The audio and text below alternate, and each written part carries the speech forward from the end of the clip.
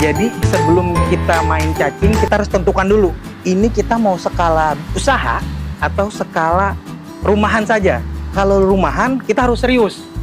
Tapi kalau skala rumahan, itu bisa ditinggal-tinggal. Seminggu, 2 minggu tuh nggak ada masalah selama kelembabannya terjaga. Kita siram sedikit-sedikit aja, tipis-tipis, kayak nyiram tanaman dikit-dikit biar medianya lembab. Gitu. Kalau untuk skala usaha, itu yang harus serius. Karena menurut saya, usaha itu semua menggiurkan. Tapi yang pengen kita cari bukan balik modal, tapi balik untung. Nah sekarang bagaimana biar kita bisa balik untung? Kuncinya adalah tekun dan jangan putus asa tengah jalan. Saya juga setelah menjalani ini selama 3 bulan ngasih makan sendiri, bersihin sendiri. Pinggang saya encok. Ngasih makan sendiri, bayangin setiap hari saya nyiram tanaman ini, cacing ini, ngasih makan sendiri. Satu hari dia makan 8 ember putih cat. Bayangin itu satu hari. Dan selama 3 bulan saya ngasih makan sendiri, bersihin sendiri, balikin media sendiri. Itu saya putus asa di saat itu karena selama 3 bulan duit keluar terus. Modal habis, tabungan habis, semua habis, belum ada hasil. Begitu mulai panen, disitulah terbit hasil.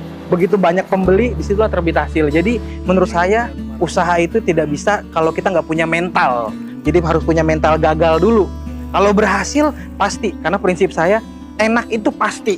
Yang dipikirin jangan enaknya, tidak enaknya. Gitu. Jadi kalau cacing jangan dipikirin, duh ini geli, ini nanti jadi duit nggak ya? Pasti jadi duit, ini pasti jadi duit. Kalau ada barang, pasti ada yang beli. Cuman bisa nggak kita memasarkannya? Tahu nggak masyarakat kalau cacing ini bermanfaat? Bisa mengedukasi masyarakat. Oh cacing itu banyak manfaatnya loh. Kalau orang zaman dulu nggak usah dikasih tahu. Ngelihat cacing, oh cacing. Buat tipes ya? Buat panas ya? Buat stamina ya? Anak muda cacing. Apaan tuh cacing geli? Mau diapain? Mau diapain? Dimakan? Kan haram tuh kalau dimakan. Tidak layak. Bukan untuk dimakan, untuk obat, untuk konsumsi hari-hari boleh. Tapi kalau geli cacingnya, ya jangan dimakan cacingnya. Kita olah. Mau ngolah sendiri boleh. Kita ajarkan dari nol sampai berhasil kita ajarkan. Tapi kalau misalnya, saya malas ribet, beli aja. Kita jual. Itu jadi yang dipikirkan jangan berhasilnya aja. Pasti berhasil. Cacingnya berduit, casingnya berduit, tepungnya berduit, semuanya berduit di cacing. Tapi yang kita harus antisipasi tidak enaknya itu geli-gelinya dulu. Jadi kalau megang cacing geli kita bayangin duit. Megang cacing bau duit. Megang cacing Allah duit nih, duit. Jadi yang kita bayangin duit, jangan geli. Jadi saya juga takut sama cacing sebenarnya. Begitu megang, nih duit saya udah keluar. Ini duit banyak keluar nih. Jadi mikirnya ini harus jadi duit gitu, jangan jadi geli. Istri saya pun geli megang cacing. Begitu mulai panen, mulai sayang, jadi mulai sering ke kandang, mulai, Mas, cacing udah dikasih makan belum? Dulu enggak. Kasih makan mulu, bau gitu. Jadi sekarang begitu udah jadi duit, istri lebih sayang, keluarga lebih tenang. Gitu.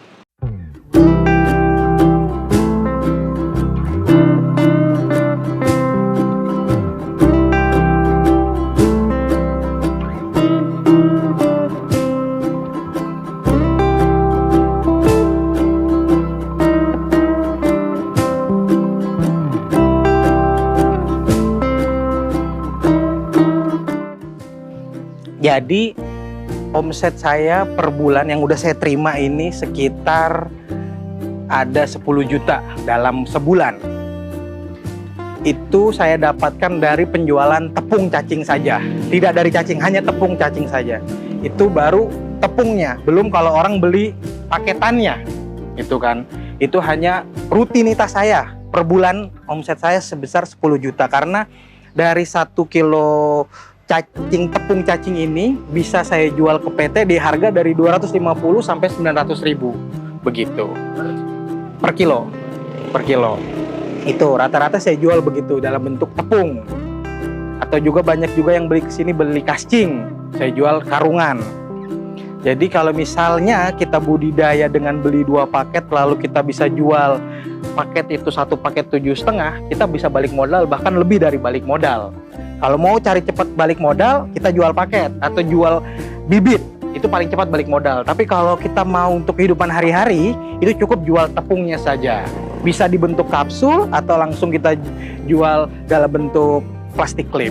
begitu. Kalau yang tidak enaknya di tepung cacing adalah kadang kita terlalu semangat panen cacing, kita lupa kalau cacing kita udah mulai menipis stoknya. Kita panen aja nih, kita tiba-tiba nepung 10 kilo, pas besok dilihat kok cacing kita tinggal sedikit, tinggal anak-anakan doang ini, tidak. Yang remaja juga ikut keangkut karena kita terlalu semangat nepung.